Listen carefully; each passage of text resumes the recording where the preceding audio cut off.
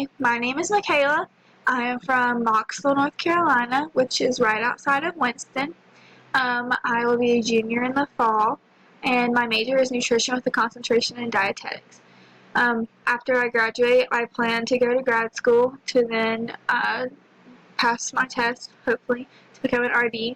And if that doesn't fall, or if that falls through, I would probably go into the health field somewhere, like public health. I don't really know much. I don't really have much of a backup plan, so that'd probably be good.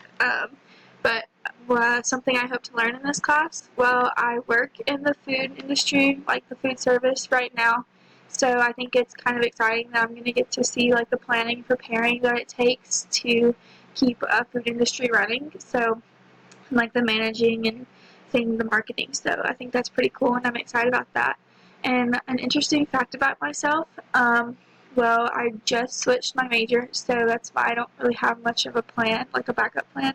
I switched it in March, so this is all fairly new to me. Excited, but I'm also nervous. So, but yeah, that's me.